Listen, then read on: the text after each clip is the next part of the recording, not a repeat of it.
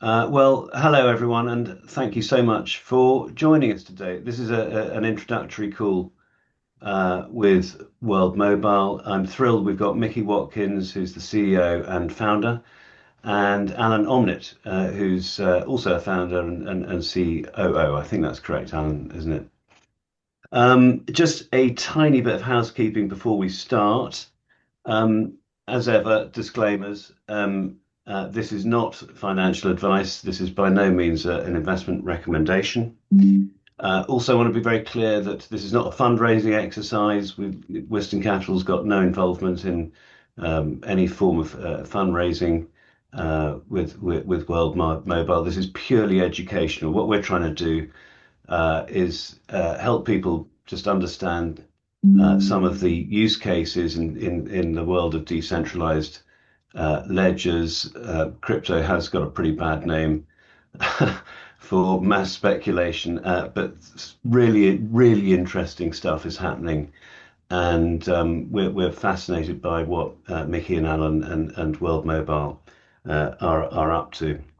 For full disclosure, we do hold Mobile tokens in the fund that we run, which is the Wiston Digital Asset Opportunities Fund.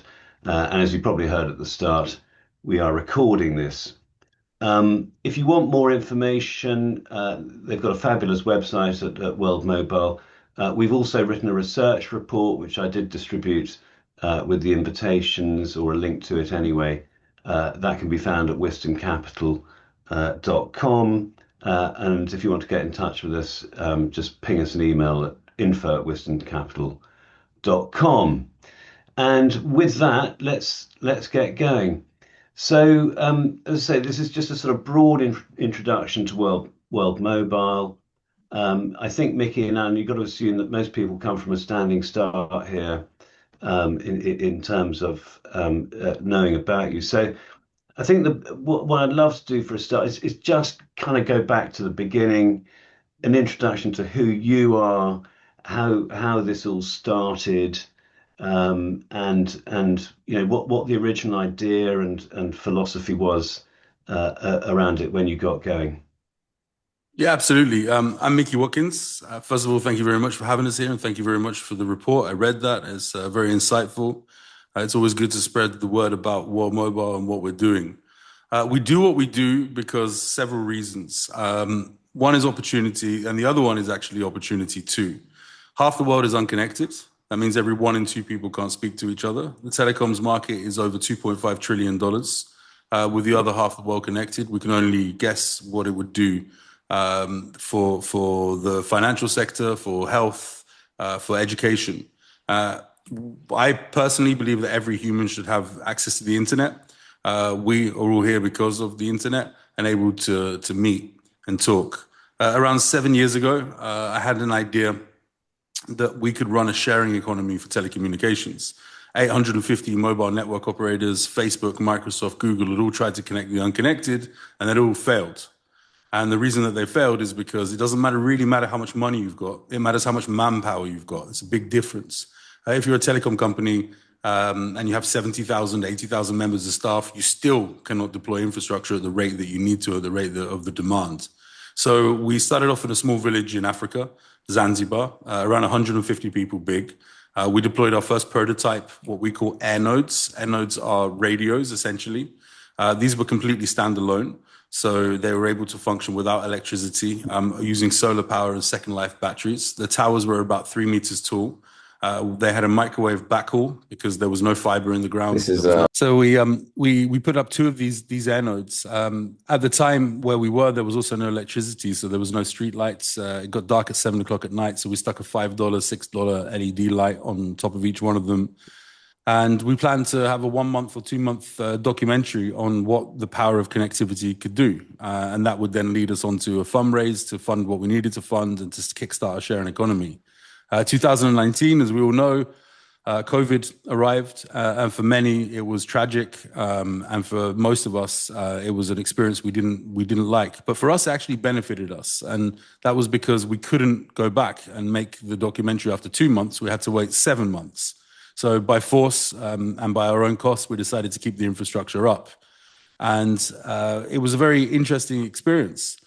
From people that didn't speak any English at all in the village, all of a sudden, 1 month in, we started getting messages requesting to play games, and people telling us, thank you very much for providing the power, the light, and the connectivity. 3 months in, we were speaking to people in French and German and playing video games with them. 6 months in, COVID, the restrictions dropped, and we started to make our plans to go out there.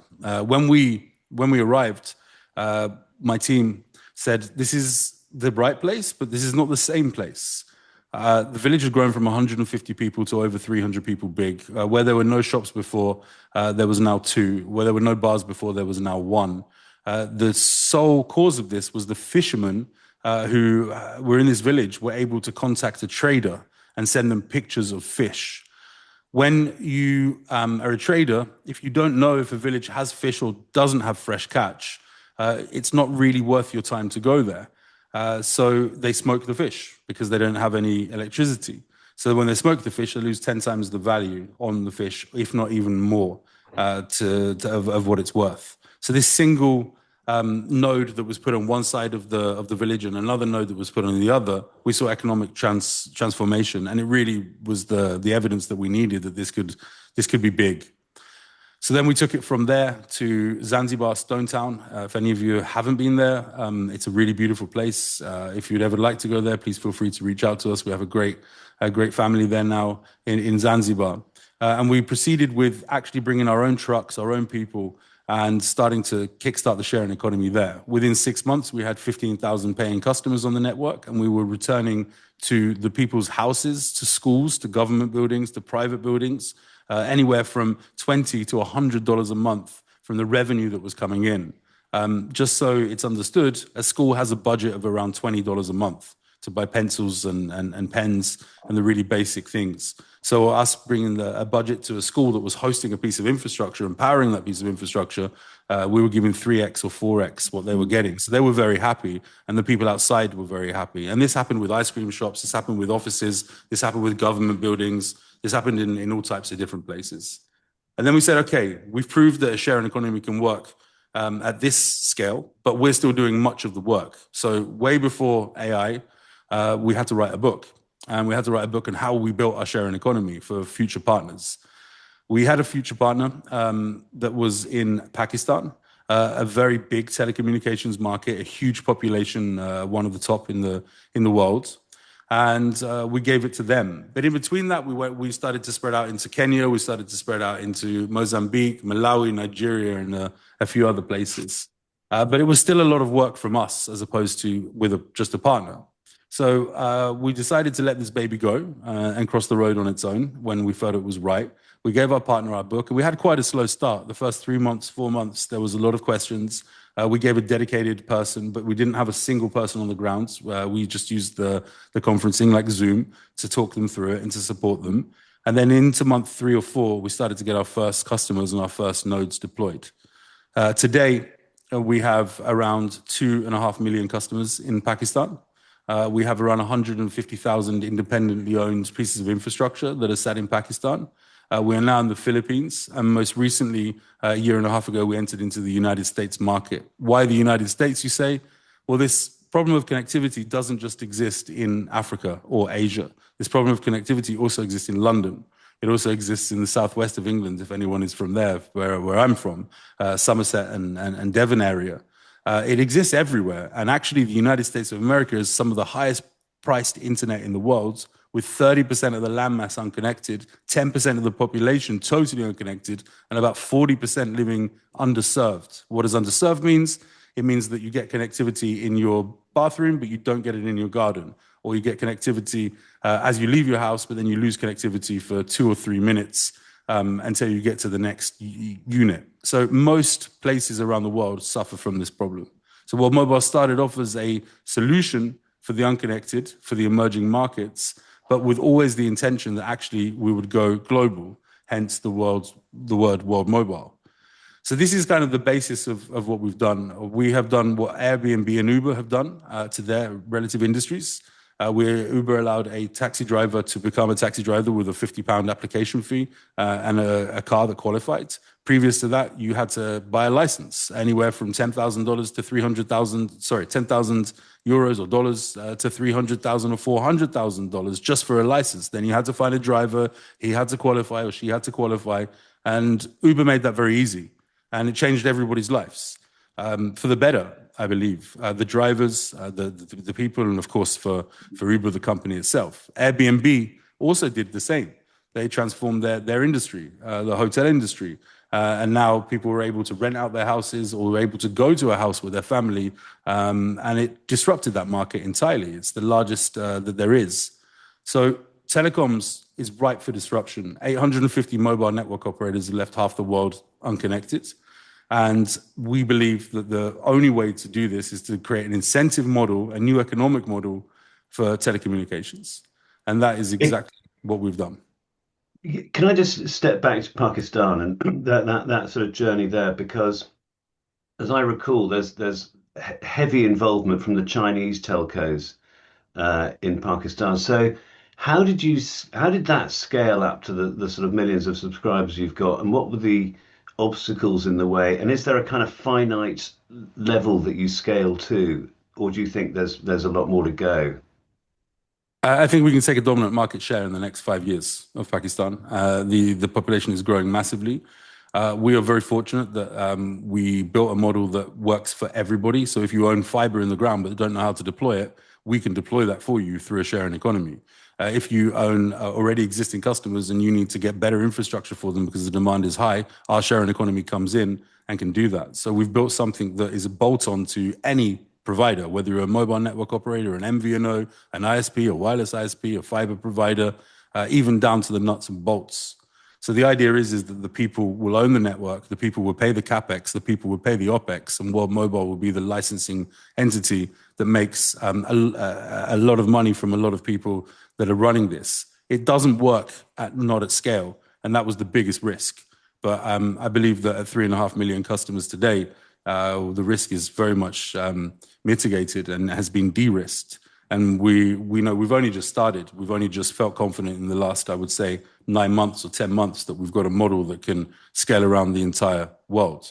So our intention is to be the world's first mobile network operator. And this doesn't infringe upon anybody in terms of the Chinese, for example, with their infrastructure. We're buying their infrastructure and deploying their infrastructure. We're giving them the ability to be able to utilize our infrastructure as a neutral host as well. So, of course, there is competition. This is very normal within telecom companies. 850 mobile network operators control the world of telecommunications. At one point, we get big, and at one point, people try to buy us out or they try to knock us off the road. But it's very hard when it's distributed. It's much easier when you're just one company. And it's very hard to do this. And this is part of the magic in what we built, is you're taking power away. You're giving people power to earn. And then if somebody takes that away and they're used to earning, it's a whole different story than one centralized entity doing so. So this is where our real power is. So just to be clear, the secret sauce here is actually the people you have on the ground who are highly motivated, sort of missionaries, if you like, for World Mobile. It's not a price thing. You're not offering cheaper services. Or are you? Or is it In is some it some cases, service? yes. In some cases, no. In some cases, we're not stupid. We make sure that we are competitive within the market, but we're also not in a race to zero. Because that's Geo, for example, in India, they had the backing to be able to go to that race to zero. But now, how are they pulling that price back up? As soon as they increase their prices, they're losing customers. So it's the power is in allowing people to earn that were never able to earn from telecommunications before. That's the true power. It's money. Right. It's like all of us on this call. We need money, and this is not charitable. Because charities run out. This is not non-profit, because once the money of the donors or the people have come through and has gone out, the projects die, and we've seen this in every single industry. So the power is that the telecom market is huge in itself, and if you're distributing that wealth back to the people, they become your biggest advocates, your biggest voice, and they are the ones that drive the movement. It's a very odd thing to say for telecommunications because usually you're just paying a few shareholders and you're trying to maximize your revenue as a centralized entity. But actually, we see a different vision, and I think it's vindicated in the fact that we're watching the growth happen, and we're watching also profits for telecom companies drop. Revenues are tanking. There's huge problems. They can't deploy the infrastructure at the rate that the people need it. They can't raise enough money that's needed. So they're having to give substandard service. And that is exactly where we come in right now and take that opportunity. Right. So Pakistan's provided proof of concept. The How did the Philippines and the US come to pass? Why did you what were the triggers kind of for moving into those new markets and indeed other markets? Well, we have to balance because the average revenue per user in Africa is not so much, right? So we've seen it grow from somewhere around 25, 30 cents a month, all the way to moving towards close to $1 a month in these rural areas. So as a company, although we have a vision that sub-Saharan Africa is probably a future market that is going to be absolutely gigantic. You've got the youngest population on earth. You've got people that know how to use mobile banking, 400 million mobile money wallets. They don't have PCs or laptops. It's very much a phone-driven economy out there, but it's going to take time to grow. So we can't grow without bringing in substantial revenue into the company. So going into the Pakistan market, we all of a sudden saw a $2, $3 ARPU, which then allowed our communities to start to yield more from the infrastructure that they were running. And then again, Philippines, you're talking around a $6 or $7 average revenue per user. And then in the United States of America, you're talking $81 average revenue per user. So it's about balancing. It's about making sure that the business is making money on one side whilst it can support the other growth, and then both catch up with each other. Okay. What are the constraints to your growth, if any? Obviously you have to find the hardware. Is that a potential constraint at all, or any others? We build a system. Regulation. Regulation is always a constraint, but we're very fortunate that we have spent a lot of money with regulators, director generals. We have a lot of experience. We have a lot of connections. We have done good, more than most mobile network operators have in terms of connecting hundreds of thousands of children to the internet, millions of adults that never had internet before. So we get a lot of favor and we're looked at very nicely by regulators. Plus, we also know the laws, and plus we also make sure that we have all the licenses. So in the beginning, it was harder because people said, you can't run a sharing economy. You can't do this. You can't float a balloon in the sky and connect people in a different way. But the regulators wanted us to do so. The ITU wanted us to do so. The GSMA wanted us to do so. So they backed us without backing us. They had nice conversations. And then as things came to fruition, and all of a sudden they started to see people coming online, and they started to see places that could never be connected before by the legacy business models, legacy infrastructure, we gained respect. And then I think our biggest moment so far was launching our aerostat with Vodacom in Mozambique, which is the world's first commercial aerostat to be launched. And no one had achieved that. And then all of a sudden, it was the best marketing we could ever pay, because every mobile network operator either started to fear that we were coming for their lunch in those markets, or wanted to team up with us and join up with us. And that was an evolution and a moment where I think that most mobile network operators around the world had heard of this tiny company called World Mobile and started to take our sharing economy quite seriously. We still have some that are looking at us and saying, well, are you really going to grow to, but 3.5 million customers is not a joke in telecommunications. But I think that we can get to 350 million customers, even more over the next 5 years. And I imagine that World Mobile over the next couple of years will probably be acquiring many of the existing assets out there and then bringing them into the sharing economy, acquiring fiber, much like Spectrum model in the United States of America, where for 15 years they just acquired all the different ISPs, and now they're the biggest ISP across the United States of America. But different because you can move this much faster when you don't have to fuel your own vehicles, you don't have to employ your own people, and you don't have to follow the same legacy model of licensing particular software, particular hardware, and you can actually go out there and be far more dynamic. And I've talked a lot, so I'm open to any questions that anybody has. But I think one very important point that I should talk about is Hurricane Helene that happened in North Carolina.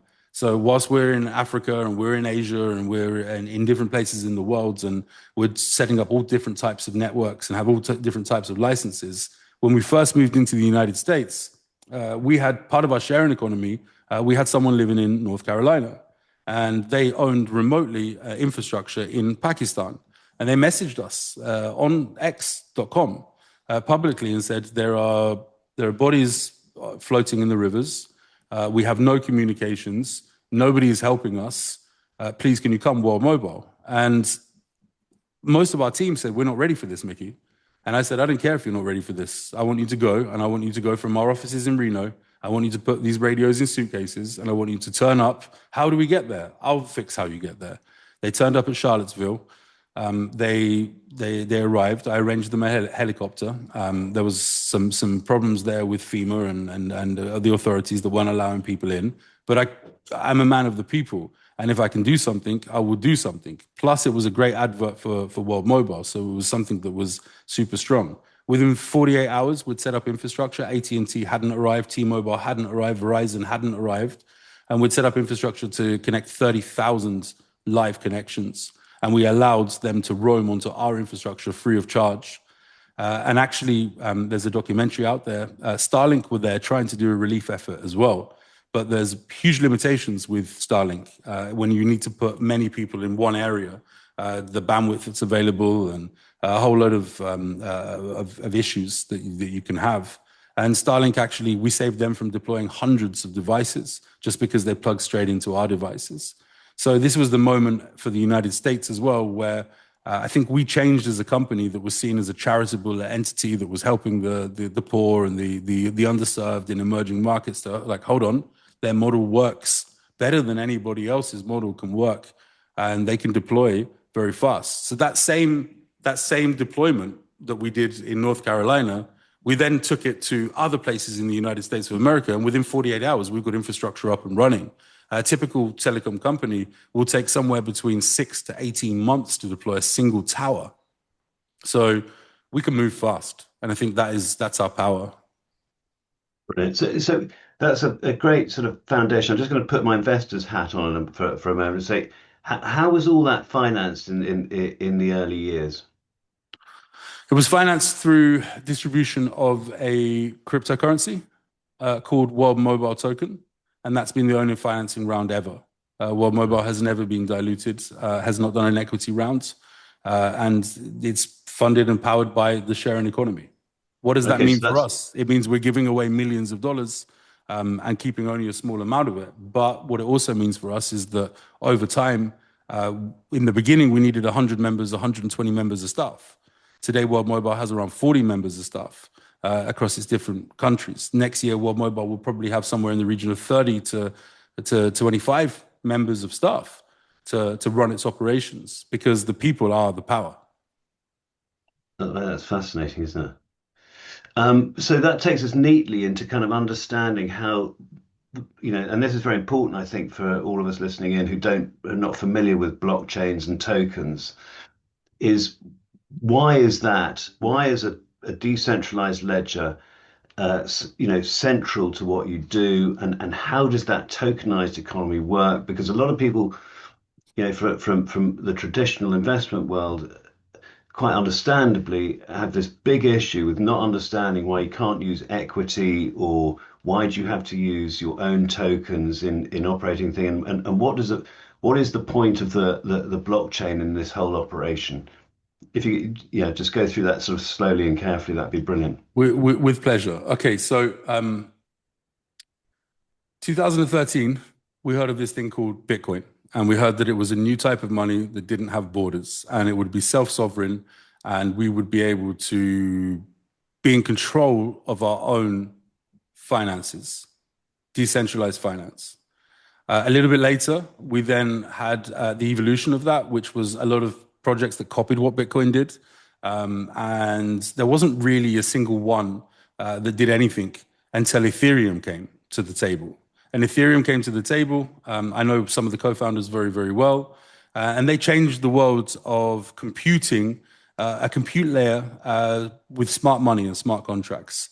And this was very good innovation. What followed then was an absolute catastrophe, and even to today, we saw so many scams, so many meme coins, so many investors ripped off and killed, all their money lost. We saw tokens drop 99%. And the reason that we saw this is because many people saw opportunistic ways to make money, buy a Lamborghini, buy a nice house, and screw over investors. And that is why the whole crypto industry is where it's at today. However, there are some projects like World Mobile that have a real use for blockchain. Now, in order to run a telecom company, I'm not too sure if anybody here is familiar. I'm happy to go into it in deep, but I'll just give an overview. You have infrastructure and you have customers, essentially. When you're running distributed infrastructure and customers, you need to make sure of several different things. You need to make sure, one, a customer is allowed to connect to a radio. Two, the person that owns that radio or is hosting that radio is allowed to host that radio. Three, that neither of those are gaming you, because it's very easy and fraud is prevalent in telecommunications. And in order to build a network that's completely distributed and decentralized, you need something that's very fast and dynamic to be able to run the rules and keep the logs of what's happened. So what we did is we built a token called World Mobile Token. It is a token that runs across the entire, essentially the blood of the World Mobile ecosystem. When you as a customer connect to our infrastructure, you use World Mobile tokens seamlessly. You pay normal fiat with your credit card. You can pay in crypto if you like in the stable coin, but you may pay with your normal credit card. And a portion of that is taken for World Mobile token, so that when you connect to a radio, there's a log that you connected to that radio. The only people that can see that log is you, the radio owner, and the World Mobile blockchain.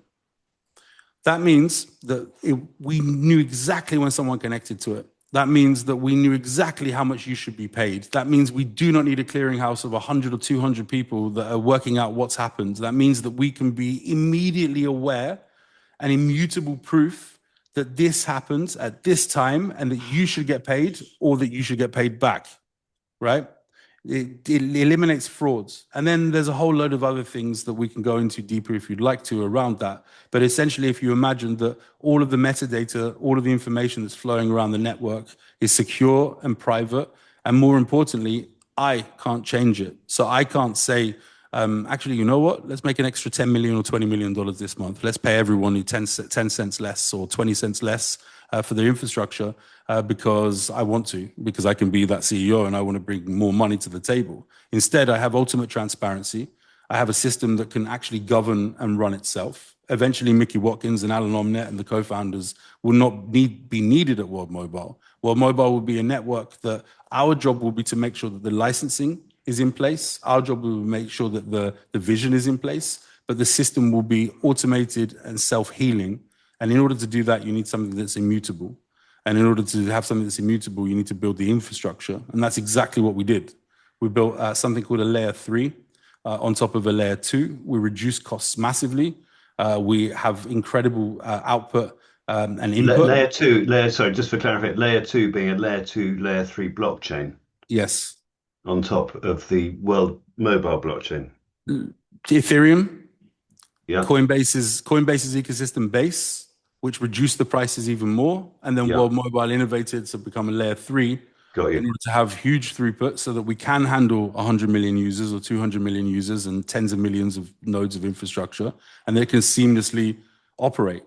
Essentially, what we've built is a network that we're not quite there yet, but we will be in the next 1 or 2 years, that people can just plug and play infrastructure into and run off of our licenses.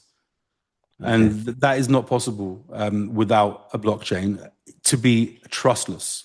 So an investor coming in, they shouldn't trust me that I'm telling them how much they should have got paid. And that's what would happen if we didn't do this on blockchain. They'd have to trust me. A customer who uses our network shouldn't trust me that I won't sell their data.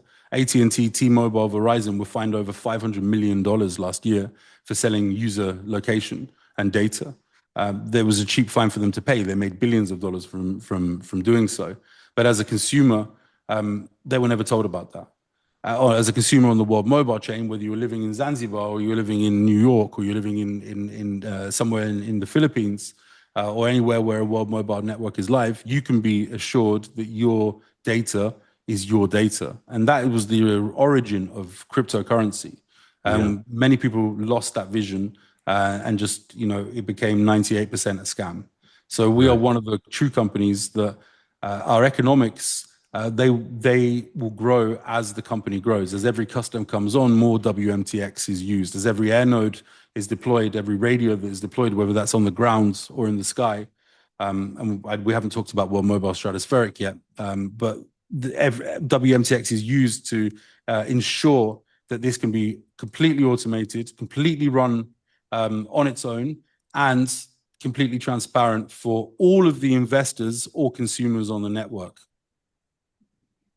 And Micky, with the token economy, could you just possibly touch on how that sort of ensures quality of services as well, and what it does for obviously relying on a lot of different countries and a lot of people to put up the infrastructure themselves?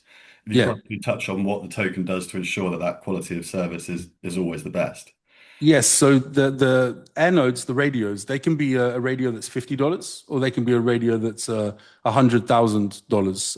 Or even when we're talking about World Mobile Stratospheric, they can be a radio that's $2.5 million or $3 million that can connect 500,000 people at once. But they have to have a certain performance on our network in order to be able to operate. So the World Mobile ecosystem has three different elements. It has much more, but three different elements at its core. It has air nodes, it has Earth nodes, and it has the World Mobile Chain. The World Mobile Chain is simply a ledger, so everything that happens on the network is immutable. The Earth nodes replace the mobile core. The air nodes provide the connectivity for customers to be able to connect to this ecosystem and pay the ecosystem for that connection. So the token itself is used to say an air node, a user is connected to an air node. The air node has to have a certain amount of bandwidth, a certain amount of ping, a certain amount of latency, a certain amount of jitter, a certain amount of everything in order for us to qualify that that's a good enough air node. You can't just stick up a piece of infrastructure and give substandard connectivity. You have to be at least in line with the minimum standard within that particular regulation or that country. So the token is then used again to transport that data to say, yes, this air node has 120 megabytes speed per customer that's on it. This air node has this amount of ping. This air node is plugged into non-private but commercial infrastructure. Okay, this air node is good to serve this customer. And that all happens within milliseconds. So the token, the economics, the rules are all written there, and the rules can't be changed by me. The rules are all written on the World Mobile Chain, governed by the Earth nodes that then comes to the air node network. Again, that's really important for scale. If you don't have that, it's us, it's a data center, it's us building, maybe a $20 million, $30 million data center that's centralized. And when that goes down, what happens? The people lose the connectivity, and we've seen it. You've seen it in the UK. You saw it last year. The internet dropped for a day for everybody. You see it, random drops in the United States of America. By having this distributed, decentralized network, you have that resilience. But if you don't have those rules in place that are hard-coded, and you don't have proof that that customer or that end user or that operator, the air node operator, didn't have those, you're going to have a lot of unhappy customers that are saying, why didn't I get paid? We say, look, this is why you didn't get paid. But you didn't get paid because you're not meeting the standards of the system. Your air node didn't transmit because we didn't allow it to transmit because you didn't provide the quality that was needed. So all of that is baked into smart contracts. And those smart contracts allow us not to have to set up individually for each country. We edit one smart contract for each place that we go. We set the rules, and then the rules are automated, and the network runs automatically. Can we move a bit more into the technology and Sure. how that's evolving? Because the latest thing is stratospheric, which is fascinating. But what's the thinking behind that? Are you sort of vertically integrating into the kind of stack? What's the thinking? And also, where does it go from here? The ground network, I would say, our model is done. Can be improved over time, but we've proven that 150,000, 155,000 pieces of infrastructure radios can be managed, distributed around the world automatically. We've proven the appetite from the sharing economy to buy. This month, yesterday alone, We sold, or it wasn't yesterday. Was it yesterday? I think it was yesterday. We sold around 3,500 nodes. 2 weeks before that, we sold another 3,500 nodes. So the demand is there. The network sells out every time that we open it. We realized that in order to connect the world and in order to bring hundreds of millions of customers, it's going to take us some time. We're going to need millions, if not tens of millions of pieces of infrastructure, of radios out there. So we've had a fascination since the very beginning of World Mobile by going up high. By going up high, you get a good vision. By going up high, you have a different radius that you can connect. On the ground, you have trees in the way, you have a whole bunch of things. Depending on the radius that you have, you can go up to 20 kilometers, 25 kilometers directly to a cell. So we decided that we were going to go to 20,000 meters. We launched our first stratospheric balloon in 2021, but we also knew that it was going to cost us way too much money, more than we had, in order to actually take this development to the next stage. So we found a medium ground, and we found aerostats. I don't know if anybody's familiar with those. They are balloons, pretty big, somewhere around 35 meters in length.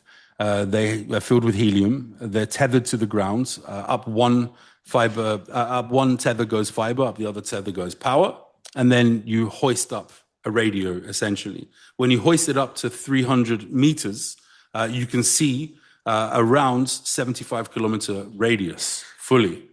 So the problem with aerostats is they run on helium. They're really hard to build. There's only a few manufacturers in the world, so they're very expensive, and usually the buyers are military. They haven't been built for commercial. And they suffer from issues with weather.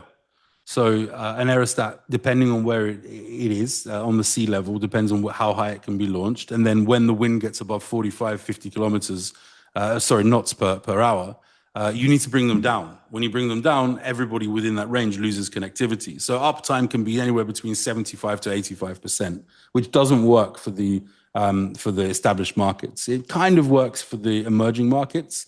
It's acceptable where there's no connectivity, but the cost to run them was too high. But we always knew this. This was something that we were aware of. However, the opportunity to build a radio that could work from the sky, this was the opportunity for us. So we worked with the University of San Diego. We brought in some very clever people, and we started to invest a couple of $1 million into building a radio. But then at some point as a CEO, I had to say development has to stop because we can't get to where we need to go. So we made some active choices. We proved that we could launch the world's first aerostat. We went to the Coast Guard in the US, in South Padre Islands, where SpaceX is. We launched a radio there. We extended their connectivity by over 80 kilometers for them. But the whole vision was always to go into the sky. The problem with going into the sky at 20,000 meters is that you need a lot of jet fuel. You don't have autonomy. You can't stay up for very long, and you can't carry much weight. So if you look at what Boeing and Airbus and all the others have developed, they've developed these amazing stratospheric drones that can stay up for weeks, if not months even, but they only carried 5-kilo payloads. A 5-kilo payload can connect 10 people, 5 people, 2 people. So for emergencies, fantastic. For actual commercial use, for people, completely useless. So we decided that we would look around to where we could potentially find partners, find IP, bring all of this together, and try to create something that was different. We'd heard of a competitor. It happened to be that competitor had $100 million invested into it by Deutsche Telekom, a whole bunch of other money as well. But they hadn't reached the end, and they were looking at it from a different perspective than we were. They went into liquidation. We teamed up with a company called Protelindo in Indonesia. We took it off of the administrators. We took all of the IP. We took some of the staff, and now we are the most advanced company in the world for stratospheric connectivity. What is the difference between stratospheric connectivity and satellite connectivity? Well, the difference is physics. This is the most important factor. 20,000 meters, you can use almost conventional infrastructure, radios. You can use normal spectrum from the operators, and you can provide fantastic connectivity from this level. At 600 kilometers, where low Earth orbit satellites sit, they have a Doppler effect. They have a whole bunch of issues. They have a whole bunch of beaming issues. Even direct to satellite, direct to handset right now from Starlink, one Zoom call sorry, excuse me, 6 Zoom calls per satellite as a maximum, and the satellite is completely, the throughput is gone. For us, at 20,000 meters, with a 3 by 3 meter antenna, which is what we've developed with Cambridge consultants in Cambridge, we are able to connect 500,000 people with around 120 megabits per second per person. So it's a complete solution for replacing conventional cell towers. It replaces approximately 100 to 400 conventional cell towers. The maintenance of them, the cost of them, and everything else. So Protolindo actually are one of the world's largest tower companies. So their want to see this through is because they want to buy this. Kind of a conflict in interest as well, because they see their own industry being cannibalized by what we're building. But their belief is pretty strong.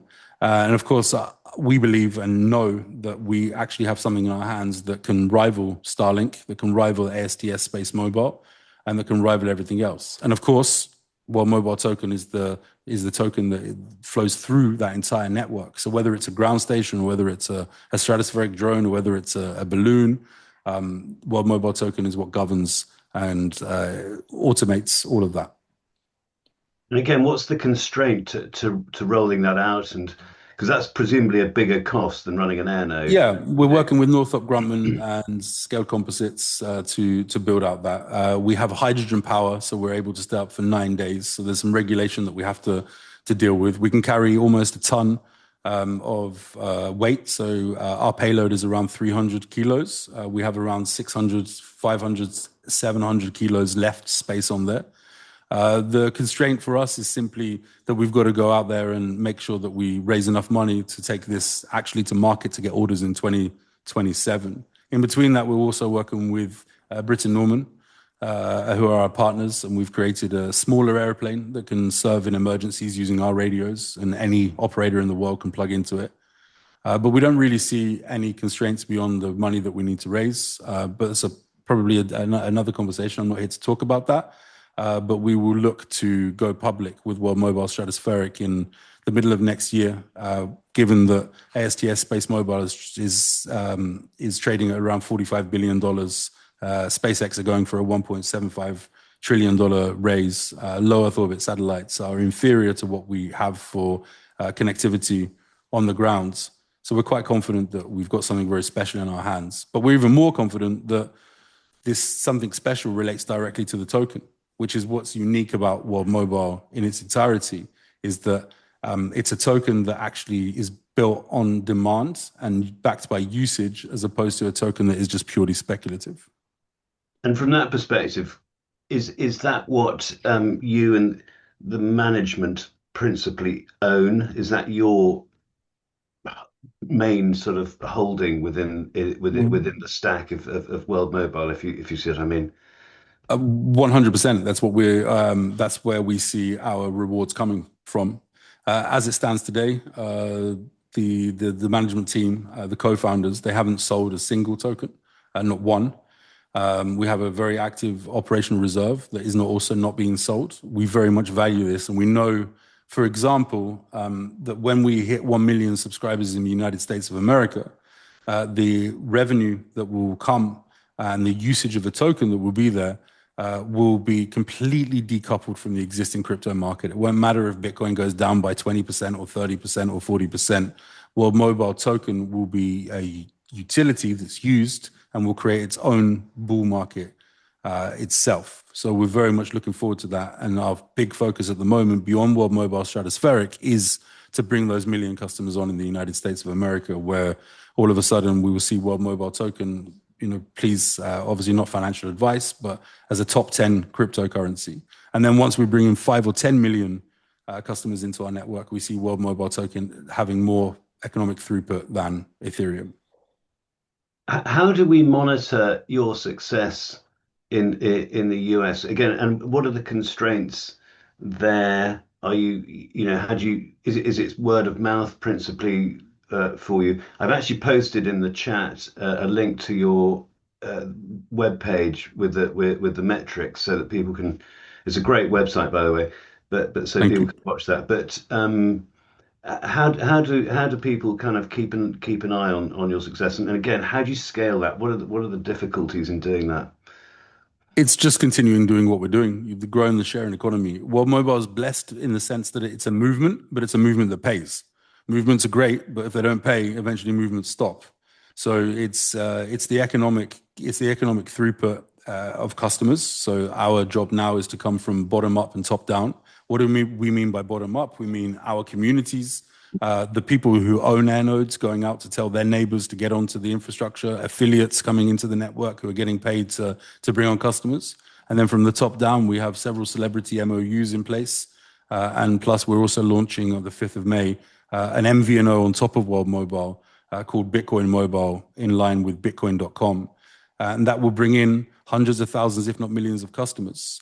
I don't know if anybody's familiar also with the United States MVNO market, but if you ever saw Ryan Reynolds in any movies, or you're a fan of Warsaw Football Club, he bought an investment into Mint Mobile. He then became the face of Mint Mobile.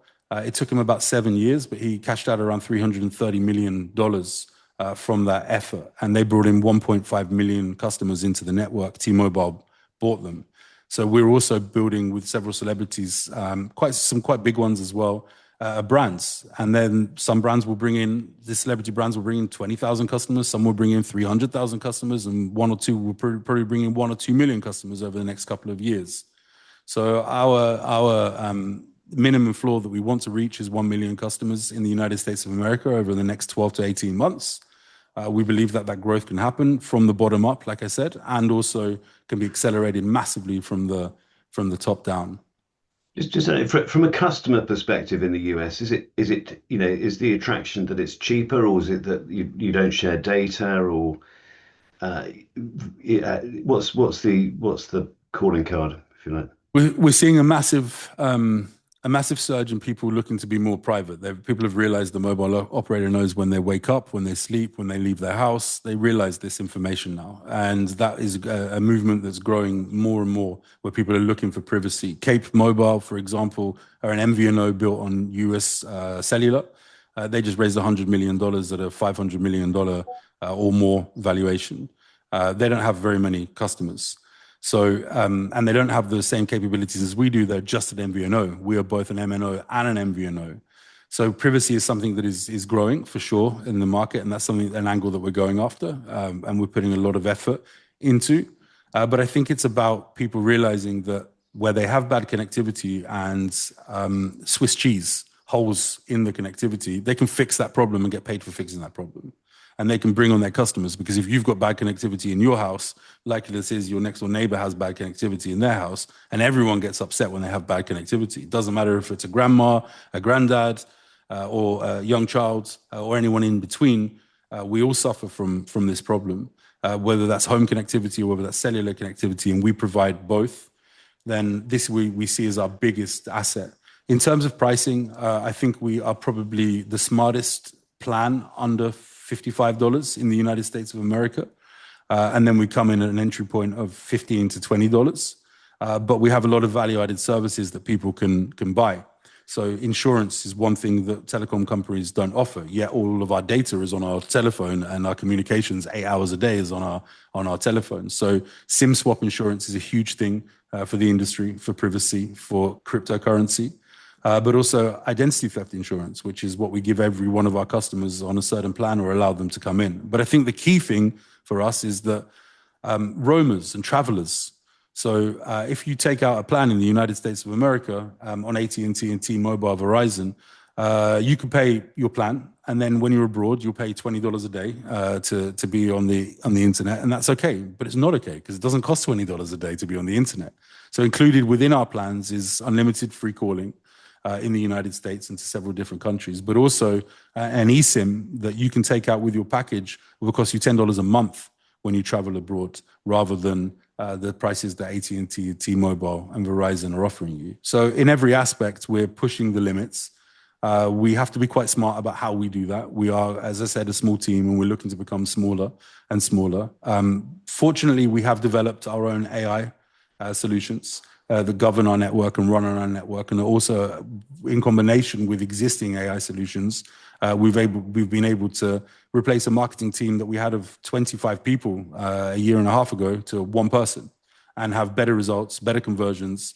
And of course, that money then goes back into building out the network and going back to the core. The same is applied to our engineers, our developers. We're very much not using AI at our company. We are an AI company. And I think that we're probably at the top of the game in the world right now, with people that know how to use AI and that have built purpose solutions for our customers and for our own internal use. I'm conscious that I've dominated the question so far. Does anyone want to stick their hand up and fire one in?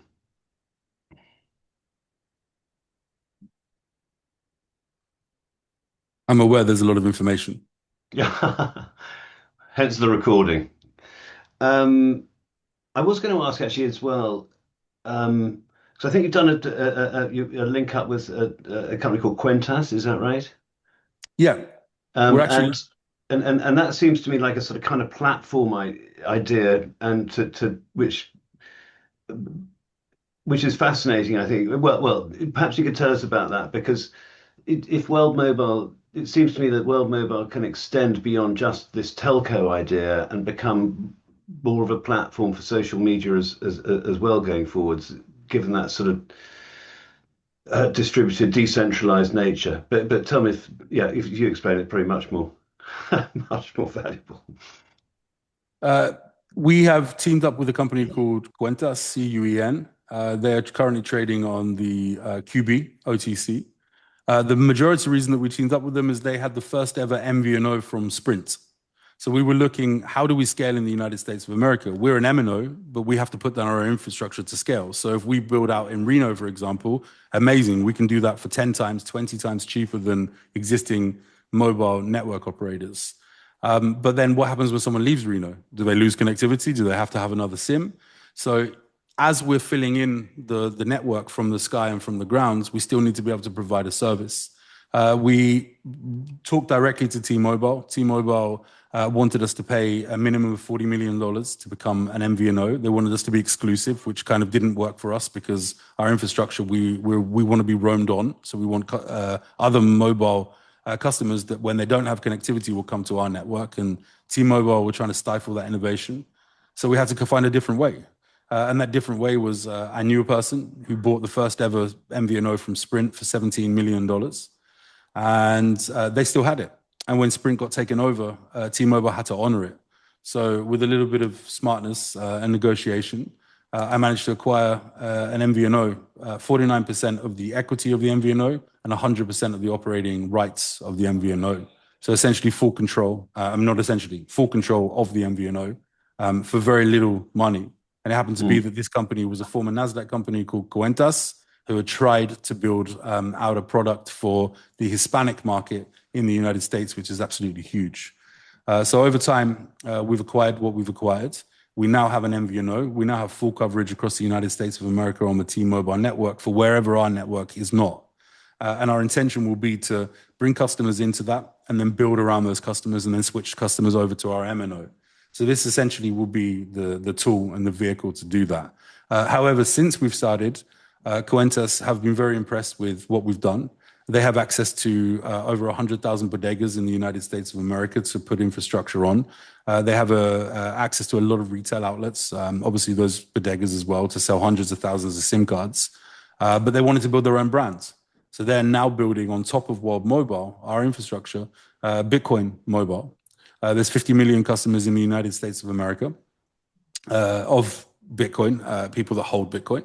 There are applications like Cash App and Fold and a whole bunch of other that give rewards in fintech for people that are spending money on a credit card and get their rewards in Bitcoin. And Cuentas, quite rightly, think that they can capture 1 or 2 million customers from that 50 million that instead of paying T-Mobile or AT&T or Verizon can get cash back in Bitcoin and stack Satoshis, sats, from this. So they're launching that on May the 5th, actually April the 27th at the MVNO conference in Miami, and then May the 5th at the Consensus Miami, the big crypto event that is there. And they are traded on the QB market at a very small market cap right now of around 2 million. We also own 27% of that company, Kuentas. So it's in benefit to all of us to do this. Yeah, brilliant. Richard. Yeah, I'm sorry. Hi. Hi, Richard. I'm Richard Holloway. I'm ex-chairman of Stratospheric Platforms, and my predecessor, David Burks, is on the call as well. A comment and then a question. Well, actually, several bits of the comment. First of all, excellent presentation, Micky. Thank you. It's a great business model. The main bit of the comment is you've mentioned the US quite a number of times. Although our home is here in Oxford, we live in Arizona several months of the year, and Arizona is hardly third world, and yet nearly 50% of Arizona has no cell coverage. And the city we live in the north of Arizona, Prescott, has a population of about 40,000, and there are numerous parts of that city where there's no cell coverage. So I support everything you've said about the market over there. And the need is very definitely driven, not so much by price, but actually just holes. And if you're traveling, as we do, we went on a 4,000-mile road trip recently, and probably half the time there was no cell coverage absolutely anywhere. So all power to your elbow, and don't give that up. My question is with Starlink. With SPL, we've worked very closely, as you know, with Deutsche Telekom and with British Telecom. Yep. We tried interfacing with Starlink and got absolutely nowhere. I've met Musk once, and one of my colleagues on the space industry over here knows him very well. Even he couldn't get through to him. So we got nowhere with pursuing that. Do you see Starlink over the next 2 or 3 years as competitors or collaborators for you? Both. I don't think they're a competitor. You know SPL just as well as I do, probably, being the former chairman. You know the potential of that technology. Yep. I don't think the team that were driving it before had the right vision. I don't think they had the financing. I think they made a lot of mistakes. I agree with all that. We've come in and kept some of the core team. And I think that with our drive, our ambition and our vision, we can take it to a next level. What's nice about the 20,000 meters is that we will be able to serve LEOs, and we'll be able to say, okay, if you want to backhaul into us, no problem, we'll charge you, and you can go direct to handset. So I do see us as a direct competitor, but I'd rather not be a direct competitor to someone like Elon Musk or Jeff Bezos. So I'm not shouting about that at the moment. But come the IPO, when we do take it IPO, I probably will be, and we'll be far more advanced with the British Telecom tests. We've got some that are due in June. Cambridge consultants are still taking our arm and our leg, as they always have been, but we've kind of got that under control, and they're advancing pretty fast. And then having Proto Lindo, who, as you know, we're an investor, they also, you know, they don't actually want their shareholding because it's a conflict of interest with what they're doing right now in their stock markets, and they don't want to spook their own people, but they do want the drones themselves. So. In answer, I think we are definitely a competitor to Starlink. Starlink are an interesting bunch. Elon's a very interesting guy. We've helped them several times. They've never given us any credit for it because they won't. The only way they'll give us credit is if we commit to $50 million worth of orders. But there's so many limitations with LEOs, and they're not the answer. It's just a piece of the puzzle. Whereas I think that the stratospheric drones may be a bigger piece of the puzzle and could be an answer. And especially, look, you don't want everybody on the stratospheric drone because although it's cheaper, it's still expensive to put it up there. What you want is everybody on ground infrastructure around a university or a hospital or whatever, and then everybody else on the stratospheric. So you've got this kind of dynamic network that is from the sky that covers everything, and then you've got these clusters of people that you want on a ground network because ultimately it is cheaper to go down via fiber. It's just not cheaper to scale via fiber and radio infrastructure and put in a radio every 2 miles or 3 miles. So the combination of the two, we see this as probably being, I personally see this as being the next biggest telecom company in the world.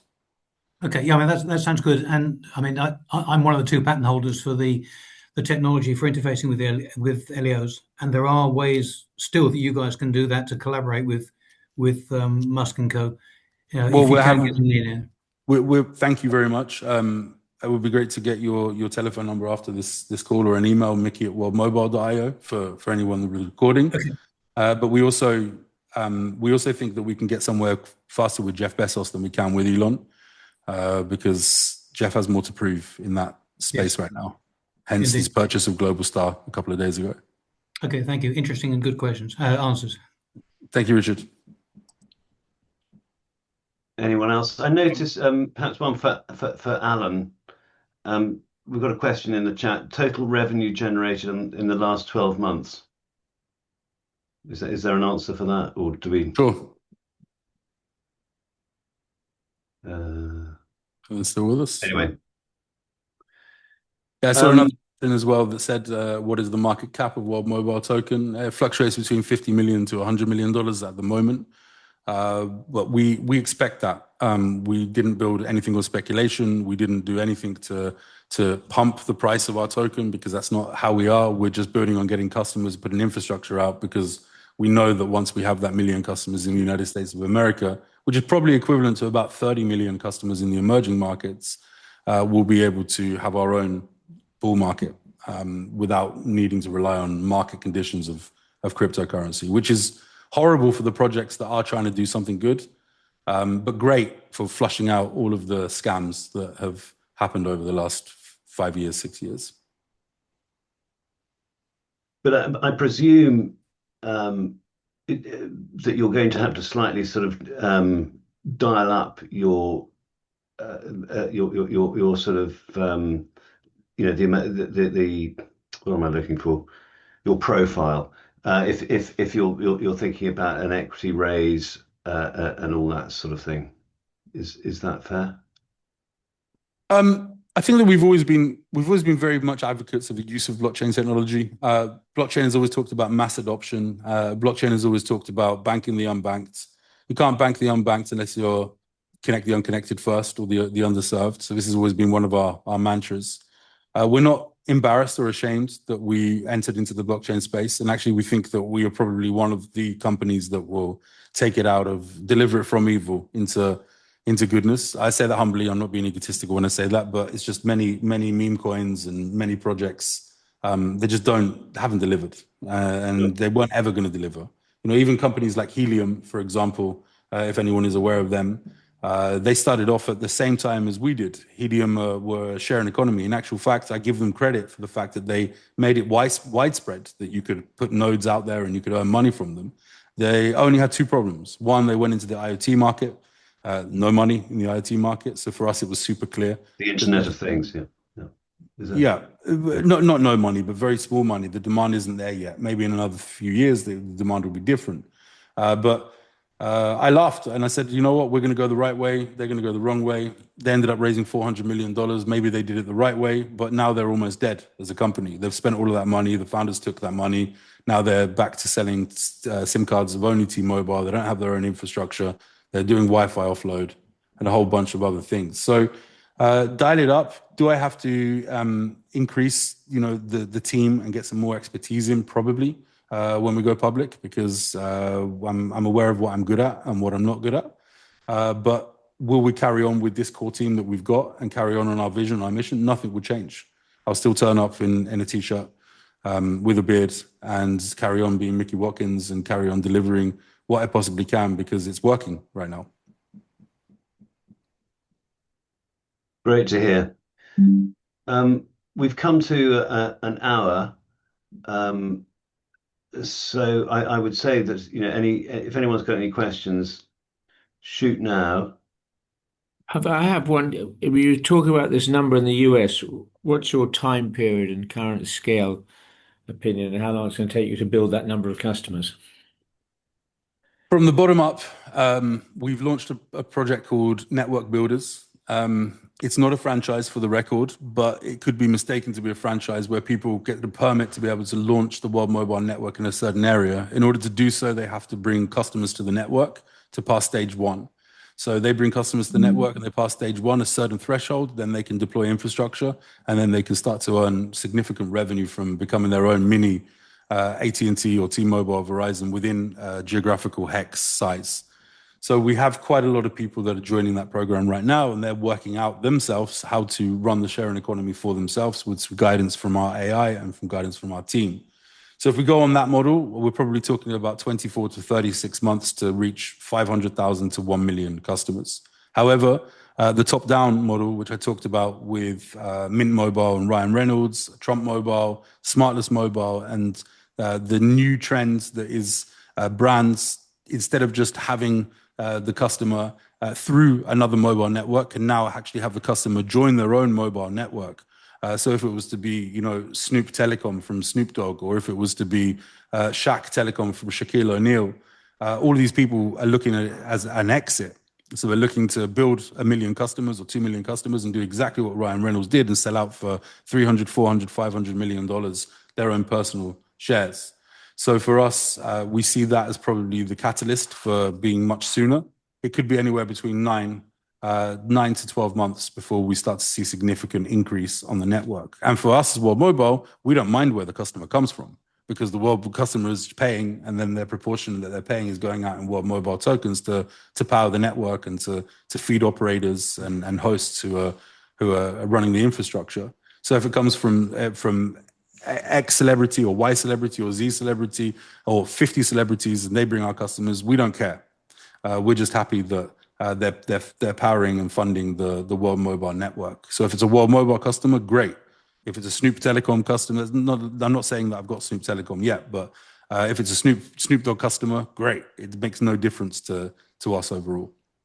It's a revenue share with them. They bring the marketing, we bring the infrastructure and the ecosystem. And that's actually would be probably cheaper than us going out there and paying $200 or $300 for a customer who wouldn't be sticky. When you've got a super fan and they buy and they get exclusives for buying, that's a great thing for us. So we think it can be somewhere between 9 months to 3 years is the answer to the question. I don't want it to be 3 years. I've already got a lot of white hairs in my beard. I'm fighting every day to make sure that it's not going to be 3 years. But have to be realistic sometimes. If none of these big deals come through with the celebrities, then we work only from the bottom up. But logic says that the big deals will come through, because a lot of these celebrities, they're faking it still because they haven't really made it. They've got how much disposable cash? 50 million, 100 million, 25 million. For them, an exit to World Mobile or an exit to T-Mobile of their customers, can generate them 300, 400 million in one go. Thank you. Can I ask a subsidiary question about the token? Yes, Because please. obviously the price has been sort of somewhat disappointing, and not that we care. We're long term. We're fine. But for the people who rely on it in the network, do you get any frustration that from them that the token hasn't done particularly well? I think that the people that are there for speculative reasons only are frustrated that the token doesn't pump, and they don't understand why it doesn't, because they're saying, wow, you've got 3.5 million customers, you've got this, you've got that. But I think the overall industry is very difficult right now, and it's going to take a while to wash out all the companies that have scammed people, and there's so much noise. We probably could have spent more time marketing and advertising and making more speculation around it, but we didn't really want to do that, and we didn't feel that we should do that. For different reasons, regulatory reasons. We want to be taken seriously as a telecom company, and also because we'd like the token to grow with the network as the network grows. So the people that are involved in the sharing economy, every single airnode operator, they don't really care because they are getting paid in dollars. So they're still providing that connectivity if the token is worth 1 cent or $10.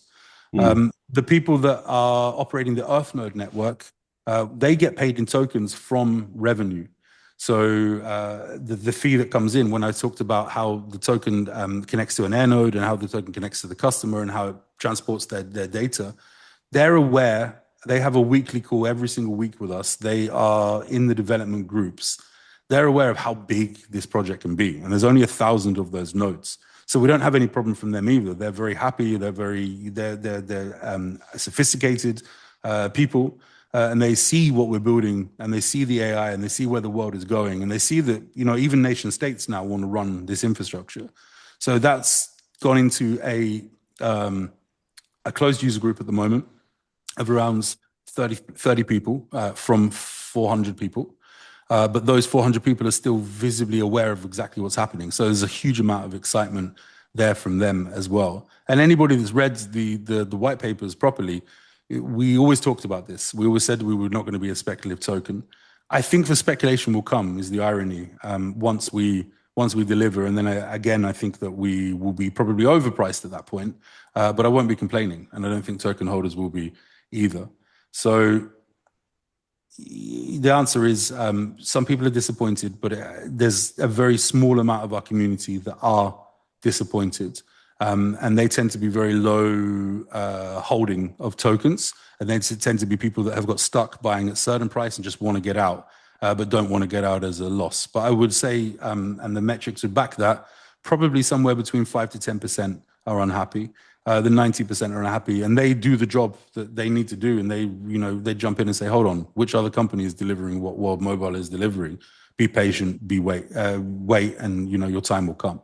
So it's about how much length of string someone has left, right? That leads to unhappiness. In terms of what we're delivering, I don't think we've got a single unhappy customer nor a single unhappy operator, whether that's an Earth node operator or an air node operator. Superb. Thank you so much. Well, I think we'll sort of wrap it up there. Micky, Alan, do you have any kind of final sort of things you want to tell people? It was an honor to be here with everybody. Richard, amazing that you were part of SPL. Very happy to have a coffee with you at any time and talk about our further developments. Charlie, thank you for believing in us, and thank you for including our token in your funds. And if anybody wants to reach out, please reach out via Charlie or reach out directly to me, and I'll keep you informed, Charlie, as you were the introduction. And yeah, keep your eyes on World Mobile Token. We're not here to just become another cryptocurrency. We're here to actually keep this movement going and to connect hundreds of millions of users over the next couple of years across the world through a sharing economy that is hockey sticking right now. Fabulous. I can't wait to see how it all pans out. It's a terrific story. Yeah, thank you so much. Thank you very much for inviting us. Obviously, Micky, he is an incredible speaker, and I think he covered all of the points that you were suggesting we cover. There's a lot to take in, so if there are any other questions or any areas you want to dig in more depth, then let us know. Very happy to do a follow-up and answer questions. So thanks very much for inviting us. My pleasure. Thank you. And thank you everybody for joining us. Wishing you a great weekend. Thank you. Micky, I'll reach out via LinkedIn in a few minutes. Okay. Thank you, Richard. Take care, everybody. Bye. Cheerio. Bye.